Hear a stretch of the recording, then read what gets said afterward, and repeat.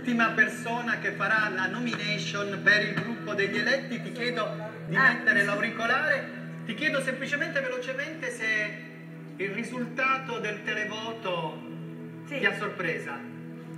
Sì, molto. Cioè, mi anche scusa, io me lo tengo così perché non ho idea. Sì, mi ha sorpresa, ma sono anche contenta per gli altri perché li ho visti veramente contenti, non perché io sia rimasta, perché Valeria è uscita. Cioè, più contenti perché Valeria sia uscita? Sì, sì. No, ma guarda. Ma ci crediamo assolutamente, ti chiedo di fare la tua nomination.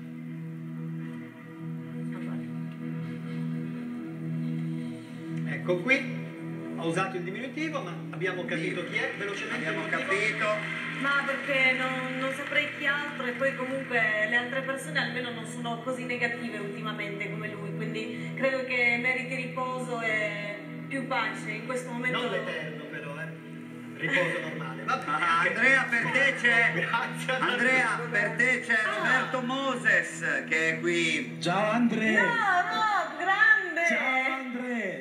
Ascolta, ti volevo dire una cosa importantissima. Zio Amshish è fiero di te, ok?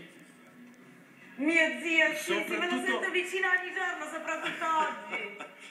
Stai dimostrando Carino, all'Italia mio zio, che si so può mi fare unico una... a guardare. Stai dimostrando all'Italia che si può fare una bella isola anche senza litigare necessariamente, ma soprattutto che si può essere belle e intelligenti. Ok? Grazie, Vai avanti Grazie così. mille, Rob, grazie. Grazie. Ti saluta Grazie. Tofu, ok? Ti saluta Tofu, anche Voglio se... bene a tutti, Topi, zio Ashmesh, tutti, grazie. Esatto. Vabbè, grazie Ciao. mille, grazie. Ciao Andrea. Canta e porta a casa, Andrea. Ciao.